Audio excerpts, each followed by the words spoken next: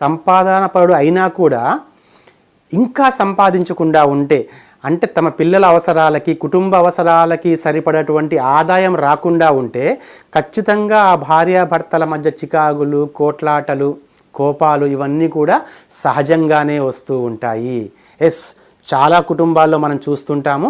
ఒక్కొక్కసారి మన కుటుంబంలో కూడా మనం ఎప్పుడో ఒకప్పుడు ఆర్థిక లేమి కనుక మనకు ఉన్నప్పుడు మన భర్త కానీ మన భార్య కానీ మనలో ప్రవర్తించే తీరులో ఎక్కడో చిన్న మార్పుని అయినా మీరు గమనించి ఉంటారు మాస్టర్స్. మనం ఒప్పుకోవాలి, కొన్ని వాస్తవాలని మనం ఇక్కడ డిస్కస్ చేసుకోవాలి, వాటిని మనం ఒప్పుకోవాల్సినటువంటి అవసరం కూడా ఉంది. సంపాదించి తీసుకొచ్చినటువంటి ధనాన్ని భార్య విచ్చలవిడిగా అవసరాలకు మాత్రమే కాకుండా వినోదాలకి, అనవసరమైన విషయాలకి ఖర్చు చేస్తూ ఉంటే ఆ భర్త తనతో ఇంకా అదే ప్రేమతో ఉండగలడా, ఇంకా అదే ఆప్యాయతతో ఉండగలడా? ఖచ్చితంగా ఉండలేడు అనే జవాబే వస్తుంది. నేను ఎక్కువ శాతం మంది గురించి మాట్లాడుతున్నాను. కొద్దిమంది ఉంటే ఉండొచ్చుగాక, తను అనవసరమైన కార్యక్రమాలకు ఎంత ఖర్చు పెట్టినా కూడా ప్రేమతో ఓకే అని చెప్పేవాళ్ళు కూడా ఉంటే ఉండవచ్చు.